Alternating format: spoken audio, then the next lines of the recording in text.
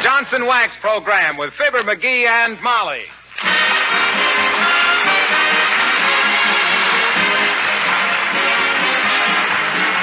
The makers of Johnson's Wax, Johnson's Car New, and Johnson's Self-Polishing Glow Coat present Fibber, McGee, and Molly, written by Don Quinn, with music by the King's Men and Billy Mills Orchestra.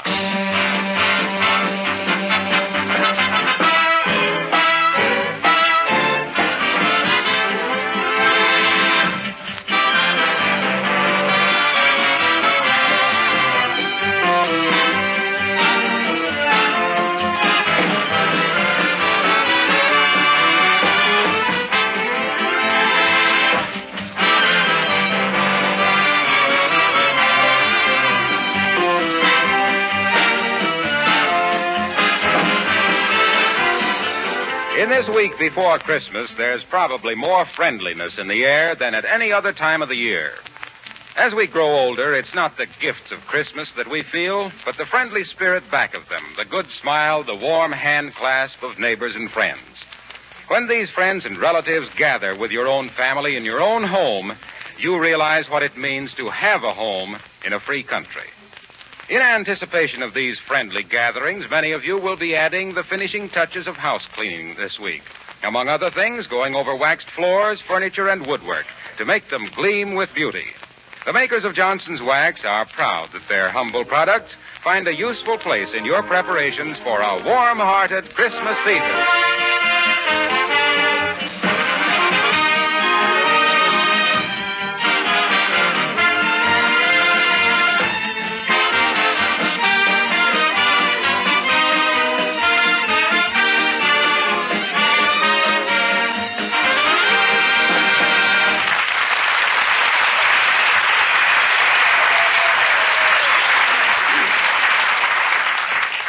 Have you ever waited till the last minute to buy your Christmas tree, only to find that the dealers were all sold out?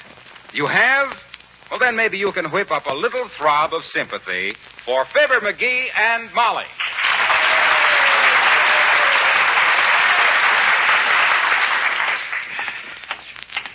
Well, I'm afraid it's no use, McGee. We've been to 7 different lots, and we haven't seen a loose spruce. Don't worry. I'll get us a Christmas tree if I have to chop one off the courthouse lawn. Well, then I'll have to change my Christmas present for you. Huh? That war bond. I'll make it a bail bond. Yeah. Say, why on earth didn't you go buy a tree last week as I suggested? Because they were asking ridiculous prices, that's why.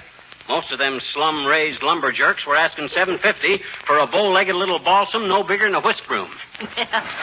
You think they get cheaper as they get scarcer? That ain't the point. The point is to find the guy that's overstocked, see? Afraid he isn't going to get rid of them by Christmas. Get one for a song that way. We should have brought Nelson Eddy with us then. I've heard you sing in the shower, and that soapy opera of yours wouldn't get us anything but a raspberry bush. Merry Christmas, Mrs. Nesmith. Who's that? Mrs. Nesmith. Oh.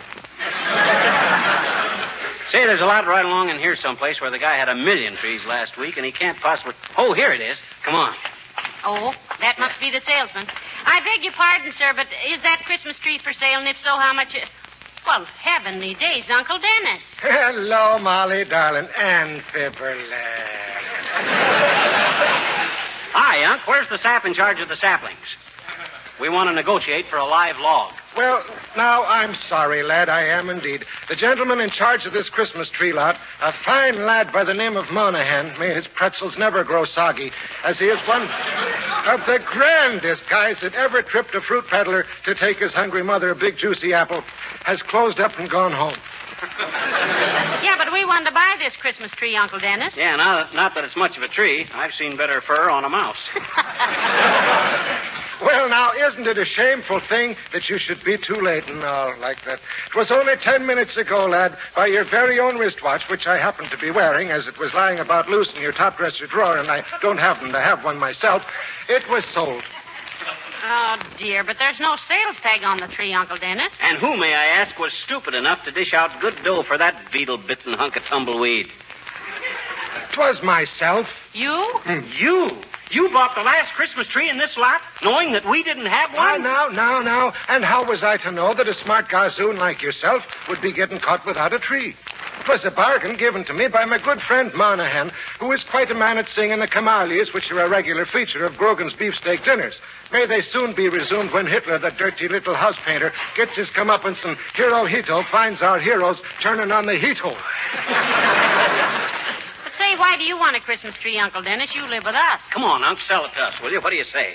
Whatever you paid for it, I'll toss an extra 2 bits on the drum. 2 bits, that I could not do, lad. Huh? 'Twas buying this tree for a dear friend I was. And there ain't enough money in the world to make Dennis Driscoll betray a trust. And the very idea is enough to make my old father, may the little people keep his pipe lit for him, look down and say, would you think of making it $2 extra now? No, I wouldn't. That's ridiculous. Very well, you can't blame a man for trying to pick up a couple of bucks. A very Merry Christmas to you. Oh, turn on the tail because...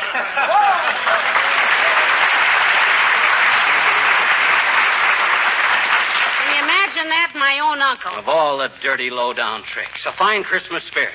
Chipping his own family out of the last Christmas tree in town. You think it really is, dearie? Well, it might be. Come on, let's look some more. Goodwill toward men. That was a fine sample of it. Here we are with the whole world full of misery, needing friendship and sacrifice more than any time in history, and what happens? We get popped with a balsam. If that ain't the dirtiest... Oh, McGee, look. Huh? There's a Christmas tree place right there. And there's Alice Darling coming out of it. Yoo-hoo, Alice. Oh, hello, Mrs. McGee. Hello, Mr. McGee. Hi, Alice. Don't tell us you're shopping for a Christmas tree, too. Oh, jeepers, no, Mr. McGee. On account of anybody who was silly enough to wait till now to buy their Christmas tree is simply just too stupid for anything. What are you doing down here?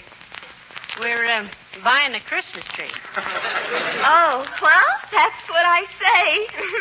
It's much better to wait till the last minute when it isn't so crowded and the trees are much fresher or something. When I bought my tree 2 weeks ago, 2 weeks ago. If you bought a tree, what'd you do with it, Alice? We didn't see it around the house anyplace. And a pine tree ain't exactly what you might call unobtrusive. Oh, well, I didn't buy it for me, Mr. McGee, on account of jeepers. I've only got one room, and a girl which she lives in just one room only needs a little piece of mistletoe. You know what that is. That's the ivy that if you don't meet the right people under it, it's poison. Ah, dear, and if you do, it's the berries. Why, Molly. Oh, I just love Christmas time because that's when you can dash up to people and kiss them like it was a sudden impulse.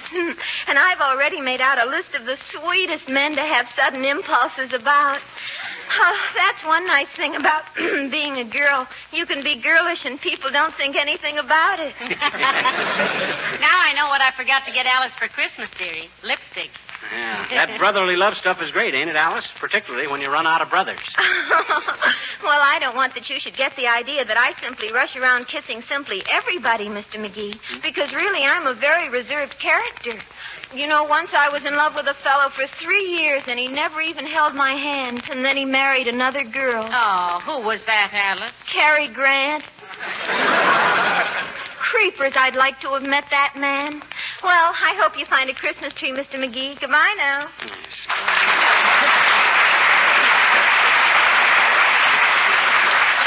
Well, shall we give it up, McGee? No, sir. I started out to get a Christmas tree, and by the curly cotton cover crop of a corner Kris Kringle, I'm going to get a Christmas tree. Well, you might fly up to Canada and get one, but it would be a lonesome trip. What you mean? The other geese won't be flying back for a couple of months yet. Okay. Scoff if you want to. Deride. But I'm telling you, if Merry Christmas, Miss Curry. Who was that? Miss Curry. I'm telling you, Molly, when I set out to get a Christmas tree, by George, Hey, here's a place on the corner here. Oh, yeah. Come on. Say, Alice Darling might have told us she was getting one. She could have got us one at the same time. Well, what do you expect of people? Consideration? It's no wonder they always picture Santa Claus as a fat mug standing there holding the bag. My gosh, people... Oh, look, McGee, this place seems to have plenty of trees. Yeah, they had plenty last week, too. And the guy that runs this pocket-picking concession thinks no more of a quarter than I do of my left leg. Pocket-picking concession. Pocket-picking papa. That guy wouldn't lend you a match without 4 cosigners.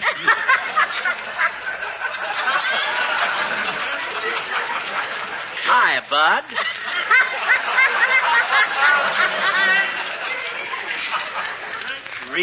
Remember me? Yeah. You were the guy last week that waved a dollar bill at me.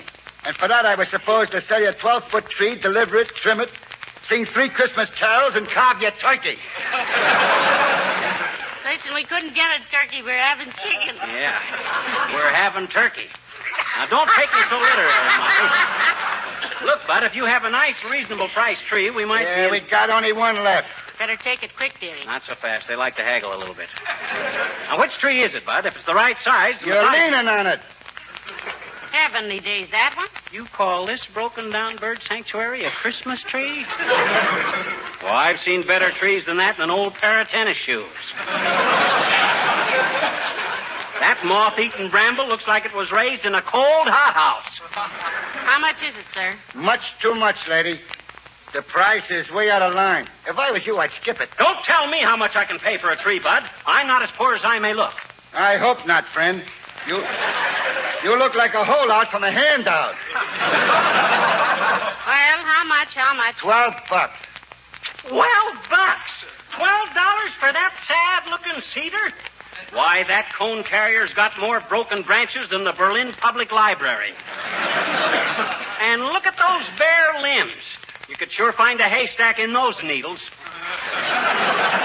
And besides, last week you only wanted $9 for the same tree. Well, last week the town was full of Christmas trees. And furthermore, Oh, hiya, Mr. Wilcox. Hello there, Louie. How are you, Molly? Hiya, Fibber. Hello, Mr. Wilcox. Hi, Junior. What you looking so happy about? Who, me? No, I don't know. Just the old Christmas feeling, I guess. I love this time of year, don't you? No, I guess everybody does, Mr. Wilcox. Got your Christmas window shopping all done? Just about. And I suppose the presents are all piled up at your house. We stack them on the piano, Junior. Yeah, and from the looks of the Christmas tree situation, that's where they're going to stay, too. Yeah. Oh, so what? It won't hurt anything. Not when anyone keeps the piano and woodwork and lampshades and windowsills and everything protected from scratching and holiday wear and tear like you do with Johnson's wax. Oh, it's nothing.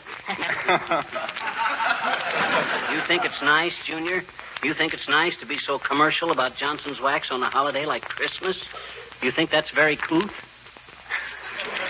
This, pal, is Tuesday. Christmas is Saturday.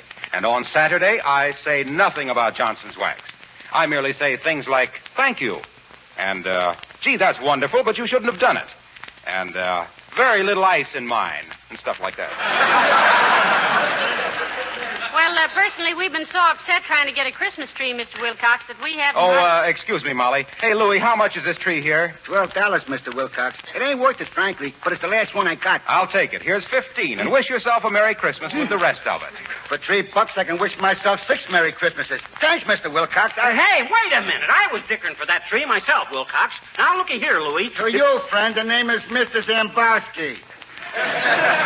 And we can't do no business. The tree is sold. You see, Mr. Wilcox, we were... Gee, I wouldn't have had this happen for anything in the world, folks, if I'd only known you wanted it.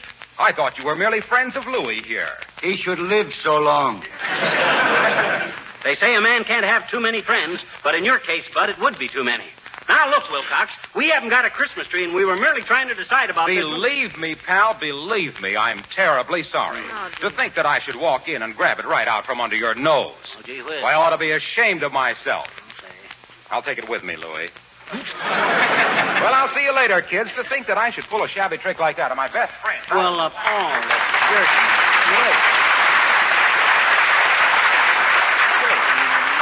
I'm afraid it was your own fault, dearie. You had the first chance at it. Well, Merry Christmas, Mr. Zambowski. And the same to you, lady. Come on, McGee. Standing there like a friend, chatting away as gabby as you please, and all the time. Oh, this hurts. Oh, heavenly days. We don't have to have a tree, you know. Lots of people don't. It ain't not having a tree that bothers me. It's the way my friends and relatives undercut and chisel on me. Uncle Dennis, Alice Darling, Harlow Wilcox. Christmas spirit. Where is it? And here when I had a chance to get a beautiful big tree. That isn't what you told the man it was. Oh, my gosh, you can't have any fun dickering with guys if you tell them how beautiful their merchandise is. First make a man ashamed to ask the price he's asking, see? And then when you get McGee, into... I think... Oh, Merry Christmas, Mr. Kramer. Who's that? Mr. Kramer. What were you saying? I was about to say that I think the grocery store is about our last chance to get a tree. Might as well look. Just a few doors down, you know. Oh, my gosh, I never thought of that. Come on. I'm not so sure about buying a tree at the grocery either. Jimmy Sale will probably ask us 8 green points for it. I don't think it. Look in the window, McGee. They still got a couple. Hurry up now. These are both sold, and Lady Luck could know what I think of her. She'd forget she was a lady. Well, one is sold, McGee, but the other still has a price tag on it. How much? Let me see. $6. Oh, boy, that's a deal. I'm going to grab onto this till the clerk gets here, too. Anybody that gets this tree away from me will have to start trimming it with my 2 arms. Well, as the taxi driver said when Einstein got out of the crowded cab, this is certainly a mind off of my load. Yes, sir. Next time, maybe you'll believe me when I tell you that I know what I'm talking about. Hello there, Fibber. Hello, Molly. Hello, Dr. Gamble. Hi, Doc, old man. Happy Yuletide and all stuff like that there. Why are you hugging the tree, McGee? Just a nature lover, or are you going to climb it and hunt for birds' nests? Oh, he's just making sure nobody beats him out of it till the clerk gets around to him, Doctor. Yeah, till this deal is signed, sealed, and delivered, I stick to this trunk like a baggage label. Pretty nice little spruce, eh, Doc? Spruce. It's not a spruce. Douglas fir. Douglas fir. I thought it was a balsam. Might be some kind of a cedar. Might be some kind of a cypress, too, but it isn't. You know, my cousin had one of those on his farm near Peoria. We squeezed apples in it every fall. In what? A cider press. Oh. I didn't say cider press. I said cypress. Oh. The cypress is a symmetrical evergreen common to the western United States. Very interesting study, that of our non-deciduous trees. The pine tree, like most coniferous trees, is an evergreen, the larch being a conspicuous exception. Oh, are you an expert on plants and trees, Doctor? Well, it used to be a hobby of mine, Molly. Botany is a very interesting subject. Of the two, which do you like best, Doc? Of which two? Plants and trees or botany? Why, they're the same thing, dearie. I had it in high school. In fact, I was the pistol-packing mama of the lily collectors. I thought maybe Doc knew so much about him because he was a tree surgeon at heart. No, but if I ever hear of a sap needing a transfusion, I'll know where to come. Oh, yeah? I'd show you who was a sap if I dared let loose of this tree for a minute. Oh, now, boy. One excuse is as good as any, McGee. Yeah. By embracing that tree, you're probably saving yourself a few very spectacular contusions. Is that so? Yes. Why, you unreasonable facsimile of a male brother. For 2 aspirin tablets... Now, McGee, is that any way to talk while hugging a Christmas tree? No, it isn't, Molly, and it was my fault. I'm sorry, McGee. No time for quarrels.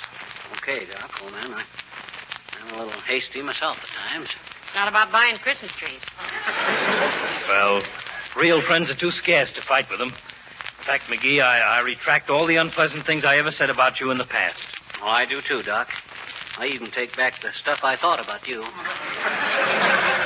That's even dirtier than what I said.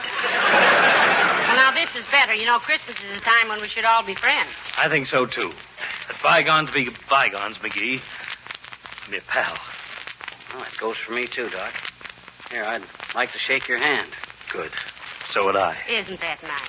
Wait till I get untangled from this weeping willow here, and put her there, Doc. I think this is one of the sweetest things I ever Hey, saw. all right, Doc, let go of my hand. Now, wait a minute. Hey, Joe. Yes, Doctor? Hey, put that Christmas tree in my car, will you? What? Hey, wait a minute. What the... Now, look, Doc, Pay for it the next time you come along. Doggone it, Doc, let go of my hand, will you? You double-crossing double... Doc Gamble, come back here with that Christmas tree.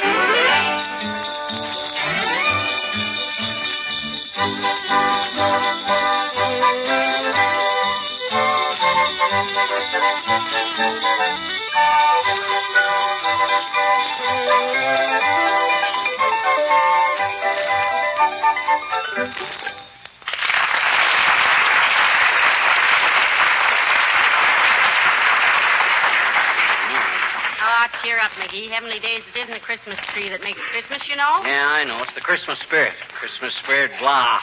All I've seen of it today... Merry Christmas, Mr. Crockett. Who was that? John Crockett from Washington. Oh, what was I saying? Oh, yeah. Here it is, the season where everybody is supposed to love everybody, so what do? They go around grabbing Christmas trees out of people's hands. The timber thieves. The first guy that says Merry Christmas to me, I'm going to hang up my sock right on his chin. Merry Christmas, Bud. Same to you. Thanks. Who's that? Search me, but I got as much right to holler at people on the street as you have. Doggone it, if those so-called throat-cutting, sheep-stealing friends of mine knew how bad I wanted that tree, I'd... Hey. What? What if we string the colored lights on that rubber plant of yours and... Oh, no. That's no good. Doggone it, I trust people too much. But not now. Take a good look at your husband, Mrs. McGee. You recognize him? Why shouldn't I? Because he just had his faith lifted, that's why. From now on, little Fibber's going to go along looking after little Fibber. Period. As long as everybody is throwing the love your fellow man stuff overboard, I might just as well... Hi, Mr. McGee. Hi, Miss McGee. Merry Christmas. Oh, hi, little girl. And if you must yammer out those Yuletide wall mottos, sis, just say, a good December 25th to you. Or season's greetings, sir, or something like that. Skip the Merry Christmases as far as I'm concerned. Yes, he's a little disappointed. He'll get over it, though. Yeah, I'll get over this like Dan McGrew got over his lead poisoning. Sis, I'm glad I saw you while you were still young. If you still believe in this... Hey, mister. Huh? Look up on your front porch. What do you mean, look up on our front porch? Why, McGee, look, the porch is full of Christmas trees. Why, what in the... I've just been reading the tags on them, mister. Huh? There's one from Dr. Gamble and one from Mr. Wilcox and Alice Darling and one from Billy Mills, I betcha, and one from Uncle Dennis and one... my gosh, you mean they were all buying them trees for us? Well, I never thought... Well, gee whiz, come on. Boy, oh, boy. Hero. Merry Oh, my heavenly days. Here's the King's men and everybody. McGee, get out the root beer. I'll get some cookies. Just a small root beer for me, McGee. I got to operate in the morning. McGee, can you close your mouth and pull in your eyeballs long enough to thank these people for the Christmas tree? Well, look, everybody, gee whiz, all I can say is, well, Merry Christmas. Yes, indeed. Hey, Mr. McGee. What do you want, sis? Look, I got my whole gang here again. Kenny and Bud and Johnny and Reddy and Billy Mills and all the fellas, and we thought maybe it'd be nice to sing that same song we sang last Christmas. Well, sis, that's a wonderful idea. People have been writing in all year asking us to do that again. So here's The Night Before Christmas, as originally set to music by Ken Darby of the King's Men.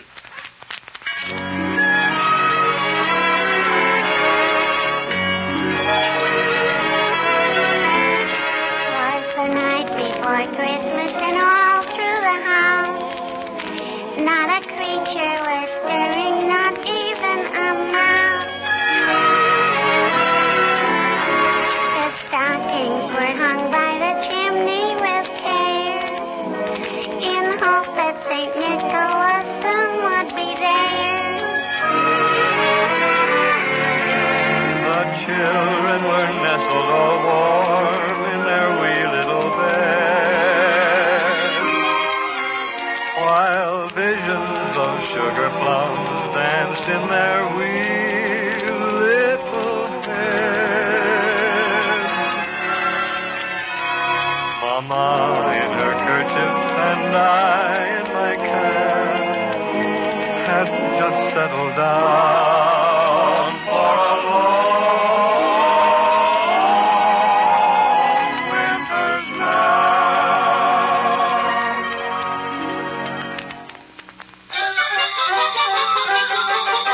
When out on the lawn there arose such a clatter, I sprang from my bed to see what was the matter. Away to the window I flew like a flash, tore open the shutter, threw open the sash. Then, what to my wondering I should appear but a miniature sleigh and a tiny reindeer. With a little old driver so lively and quick that I knew right away that it must be St. Nick. All bundled in fur from his head to his foot, old Santa was covered with ashes and soot I drew in my head and was turning around when down the chimney he came with a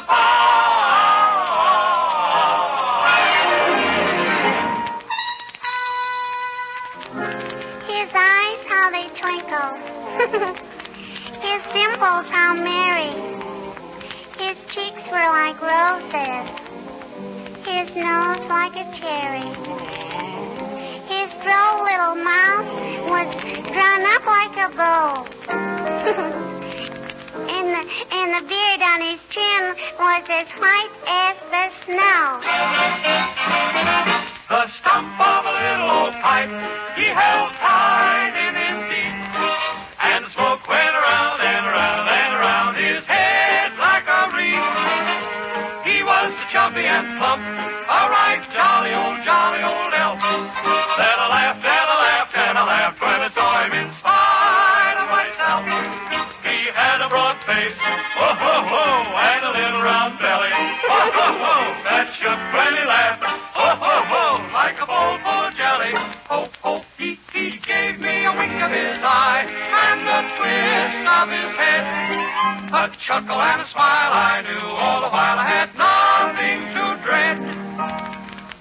He spoke not a word, but went straight to his work and filled all the stockings. Oh, boy. Then turned with a jerk, then laying a finger aside of his nose and giving a nod up the chimney he rose. He sprang to his sleigh, to his team gave a whistle, and away they all flew like the down of a thistle. But I heard him exclaim as he drove out of sight, Merry Christmas to all, and to all, good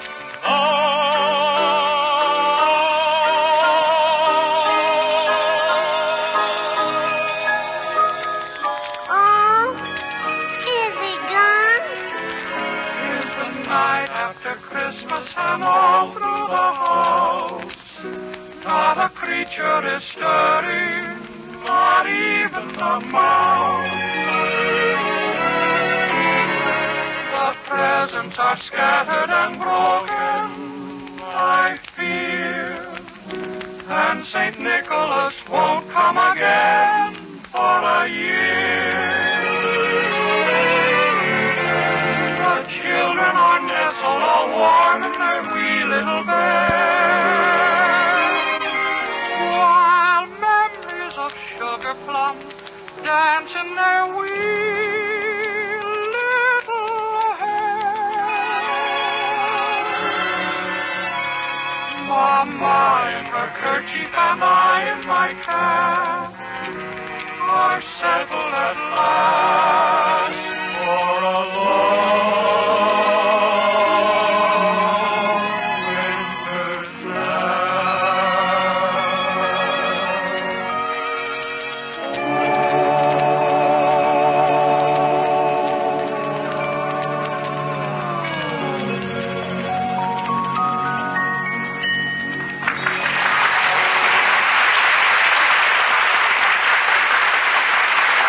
Ladies and gentlemen, most of you have brothers and fathers and sons, yes, and maybe daughters in the service, here and overseas. Yes, so when you write to them next, please tell them they have the sincere and heartfelt wishes for a speedy and safe return and a Merry Christmas from Fibber, McGee, and Molly.